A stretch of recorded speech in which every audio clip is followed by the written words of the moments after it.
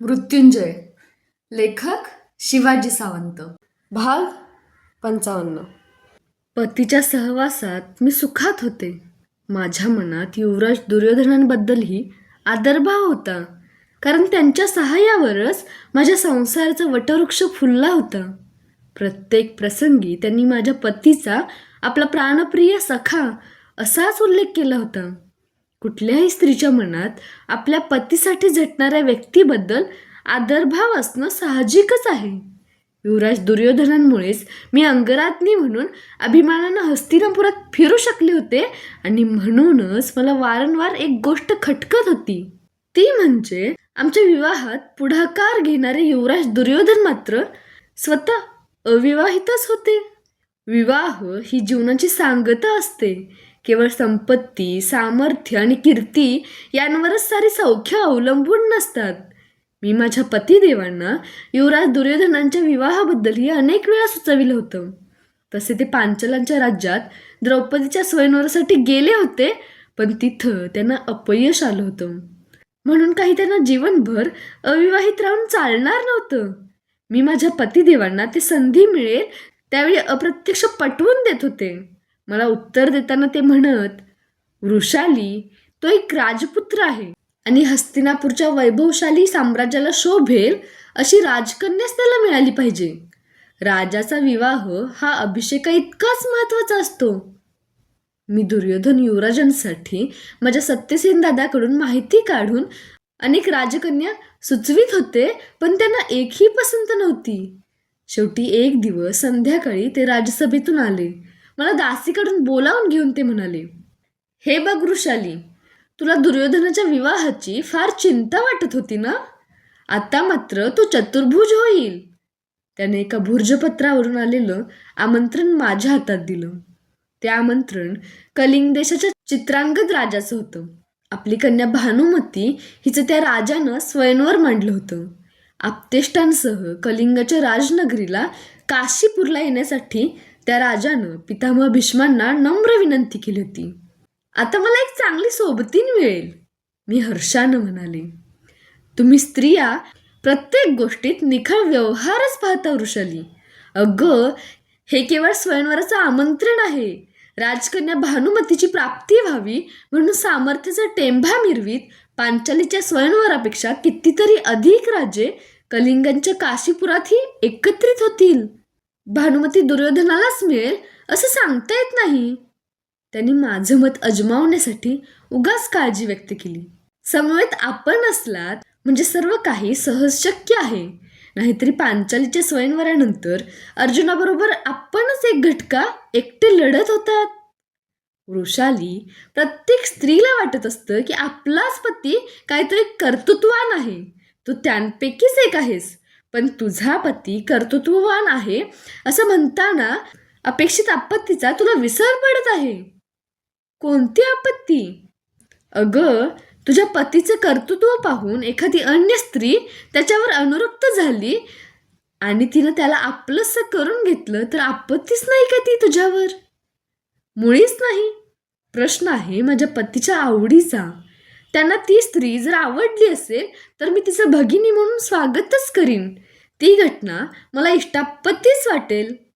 बघ वृषाली, ते तेवढं सोपं नाही. मी वृषाली आहे, अंगराजांची पत्नी, मीही त्यांना निर्धारानं उत्तर दिलं.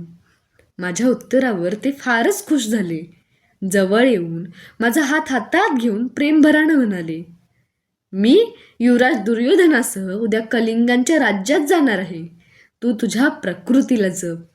आपला सुदामनस पुन्हा तुझ्या उदरी येणार आहे. माझा हात त्यांच्या हातात होता, पण मन कलिंगांच्या राज्यात फेऱ्या मारित होतं.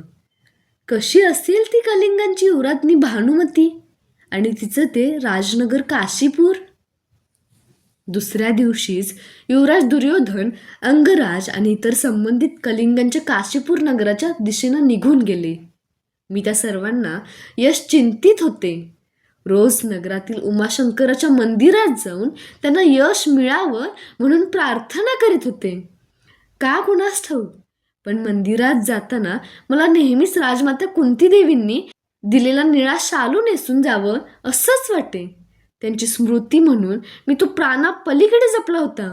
आपल्या 5 पुत्रांसह त्या अपघातानं वारणावतावर जळून गतप्राण झाल्या ही वार्ता जेव्हा मला युवराजनी दुश्शला देवींकडून समजली, तेव्हा एका पेटिकेत जपून ठेवलेला तो निळा शालू काढून त्यात तोंड खुपसून मी ढसाढसा रडत होते. मला नेहमी वाटे की त्या शालूत गुंडाळून जणू त्या सात्विक, प्रेमळ आणि अत्यंतिक अबोल राजमातेनं आपलं जीवनभराचं अमोल प्रेमच मला दिलं आहे. पण त्यांच्या पुत्रानं अर्जुनानं मात्र माझं एक अमूल राजवस्त्र हिरावून नेलं होतं.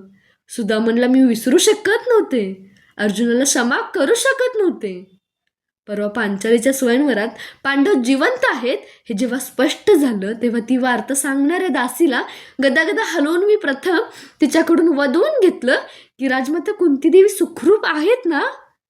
का कुणास ठाऊक, पण मंदिरातल्या मूर्तीसारख्या कुंतीदेवी मला सात्विक आणि पवित्र वाटत. पांडवांचा आणि माझ्या पतिदेवांचा मतभेद होता. विशेषतः राजकुमार अर्जुनाचं आणि यांचं तर कधीच पटलं नाही. मी अर्जुनाचा विषय काढून नेहमी यांना म्हणे, त्यांच्याशी तुमचा इतका मतभेद का? तुमचा कुरूंच्या राजसिंहासनाशी उत्तराधिकारी म्हणून वास्तविक काही संबंध नाही. ते म्हणत, जे राहू केतू चंद्राला ग्रासतात त्यांचा तरी त्या चंद्राशी कुठं असतो संबंध? आकाशात कडाडणारा विजेचा लोळ पृथ्वीला चिरतो, तिचा त्या लोळाशी कधी कुठं काही संबंध असतो का? अर्जुन हा माझी जीवनसरिता अशीच जागोजाग थोपवू पाहणारा बांध आहे. तुला ते कधीच कळणार नाही वृषाली. मग ते मला आपली आणि अर्जुनाची युद्धशालीतील पहिली भेट सांगत आणि शेवटी म्हणत की आम्हा दोघांमध्ये एका काळ्याकुट्ट भुजंगाचं वेटोळं अवकाशातून एका गरुडाच्या पायांतून निसटून पडलं. हा शेवट ऐकताना माझ्या अंगावर नेहमीच एक भीतीचा भयानक काटा उभा राही. माझ्या स्त्री मनाला त्यांची ती आठवण ऐकत असताना राहून राहून वाटे की तो भुजंग म्हणजे भावी अशुभ घटनांचा सूचक असा अपशकुनच असावा. पण तो विचार मी एक वीरपत्नी आहे या जाणीवेनं क्षणात झटकून टाकी. मला राजमाता कुंतीदेवी सुखरूप आहेत याचा आनंद झाला होता. अंगराज सुद्धा राजमातेबद्दल नितांत आदर बाळगून होते. ते नेहमी म्हणत, माझा मतभेद अर्जुनाशी आहे, त्याच्या सर्वश्रेष्ठ म्हणविल्या जाणाऱ्या वीरतेशी आहे. त्याच्या बंधूंशी वा मातेशी माझं वैर असण्याचं कारण काय? पांडव सुरक्षित आहेत या वार्तेनं हस्तिनापुरात आनंद पसरला होता. नगरजन तर ते केव्हा परत येणार म्हणून एकमेकांकडे विचारणा करीत होते. माझ्या मनाचाही एक कोपरा त्यांच्या सुखरूपतेनं सुखावला होता. कुणीही सुखी असावं अशीच खरं म्हटलं तर कोणत्याही स्त्रीची इच्छा असते.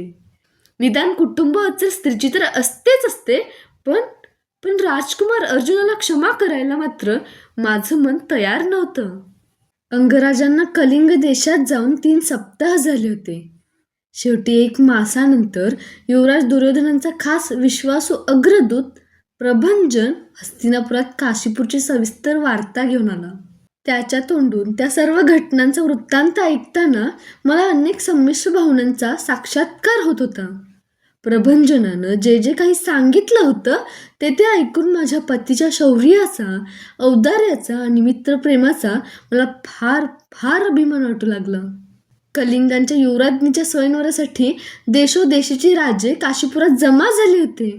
ते काशीपूर हस्तिनापुराच्या पार पूर्वेला कितीतरी शेकडो योजनांवर होतं.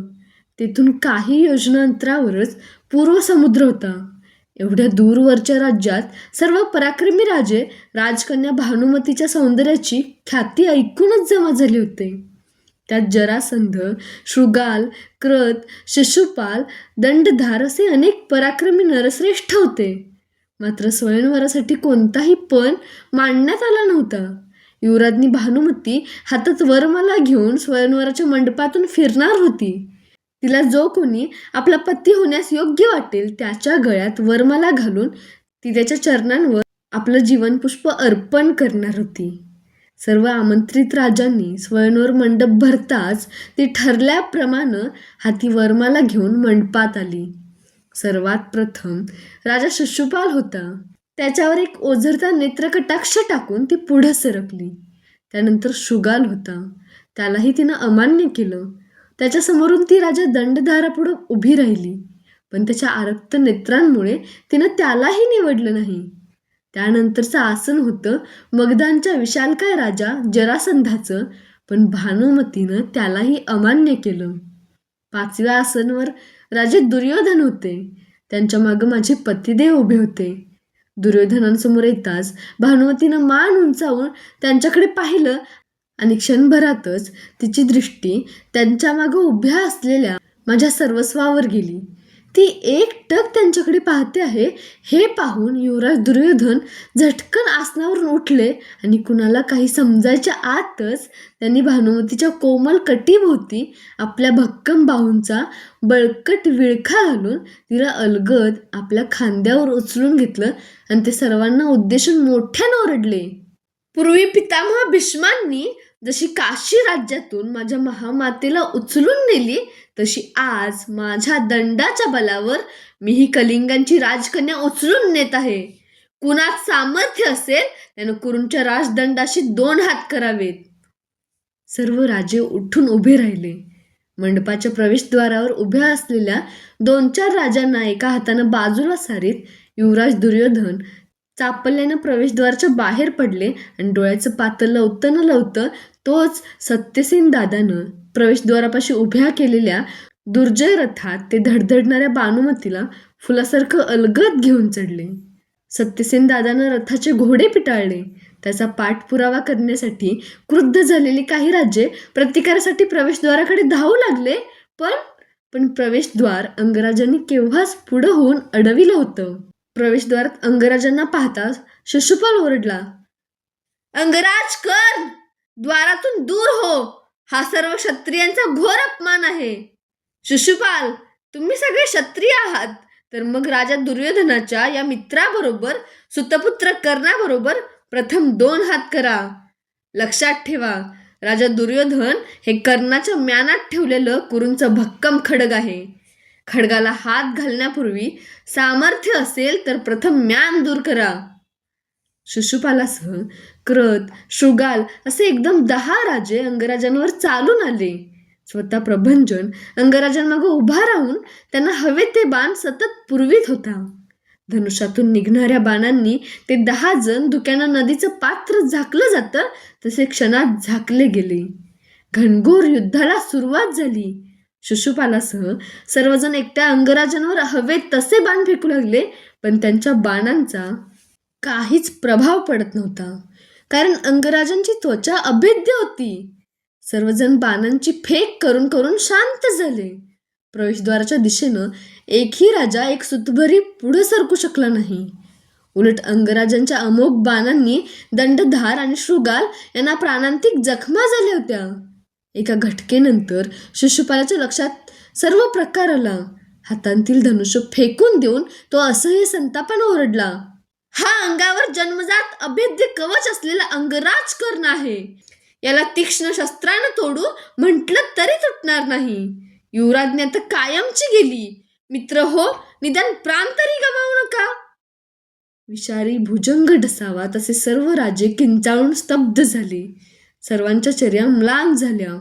एखाद्या मत्त हत्तीसारखं विशाल शरीर असलेला जरासंध धनुष्य फेकून तसाच पुढं घुसला आणि दंडावर तळहातानं शड्डू ठोकून आव्हानपूर्वक म्हणाला, अभेद्य कवचाची ढाल घेऊन लढणाऱ्या कपटी कर्णा, मी मगधांचा राजा जरासंध तुला द्वंद्व युद्धासाठी आव्हान देतो आहे. सुतकुलात जन्मलेल्या आणि दुर्योधनाच्या आश्रयाखाली वाढलेल्या भूछत्रा, क्षत्रियांच्या कुलवान स्त्रिया म्हणजे केव्हाही रथाला जोडता येतील अशा दिनवान्या घोड्या वाटल्या की काय तुला? ये खाली ये. जरासंधा, हे कवच काढून फेकून देता आलं असतं तर ते फेकून देऊनही मी तुला आत्ताच दाखवून दिलं असतं की कवचाशिवाय कर्ण हा सुद्धा अजिंक्य कर्ण आहे. क्षत्रिय म्हणून उन्मत्त बनलेल्या वृषभा, पांचालीच्या स्वयंवरात शिवधनुष्याखाली घासून झिजलेल्या पायांच्या टाचा आठवून पहा. द्वंद्वयुद्ध म्हणजे मरण आहे याची जाणीव ठेवून जीभ उचल. सुतपुत्रा, भगवान शंकरांची आराधना केलेला मी अजिंक्य द्वंद्वयोद्धा आहे हे विसरलास की काय? अजगरानं हरिण मोडावा तसा तुला मी हा हा म्हणता मोडून टाकीन. त्यानं परत आव्हानपूर्वक शड्डू ठोकला. सर्व राजांनी श्वास रोखले. अंगराजांनी अंगावरचं उत्तर्य प्रभंजनाच्या खांद्यावर फेकून अधर्याचा काचा कसला. त्यांच्या कानांतील कुंडलं तप्त लाल झाली. शरीर भरतीचा समुद्र फुगतो तसं फुगू लागलं. उभयतांच्या चित्तथरारक द्वंद्वाला सुरुवात झाली. स्वयंवराचा मंडप द्वंद्वयुद्धाचं मल्लमंडल झालं. जरासंध दात ओठ खात क्षुधार्ध वाघासारखा अंगराजांवर चालून गेला, पण एखादा विशाल सागर आपल्या शरीरावर चढू पाहणाऱ्या ओढ्याला जसा मागं फेकून देतो तसा त्यांनी त्याला सहज दूर फेकून दिला. परत तो पवित्रा घेऊन मंडलं घेऊ लागला. उगाच खिजवणारे शड्डू ठोकू लागला, पण 10-15 पळांतच अंगराजांनी त्याला आपल्या भक्कम मांडाखाली घेतला. आपल्या बलवान हातांचे दोरासारखे पाश करून ते त्यांनी जरासंधाच्या गळ्याभोवती आवळायला सुरुवात केली. श्वास कोंडल्यामुळे जरासंध डोळे पांढरे करू लागला. तो बाहुकंटक डाव होता. त्या पकडीत जरासंधाचा सरळ सरळ अंत होणार होता. स्वयंवराच्या मंडपात एका क्षत्रिय सम्राट राजाचा बली पडणार होता. जरासंधानं हात उंचावून मदतीची आर्त मागणी केली, पण कुणीच पुढे यायला धजेना. महाराज चित्रांगदांच्या अंगावर भीतीनं काठा उभा राहिला.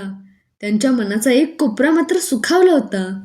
त्यांची कन्या अंगराजांसारखे बलशाली वीर असलेल्या कुरु राज्याची महाराणी होणार होती.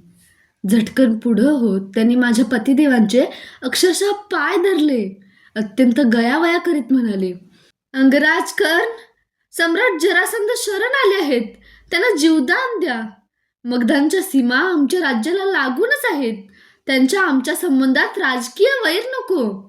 अंगराजांनी जरासंधाला जीवदान दिलं. बाहुकंटकाची गोफण ढिली झाली.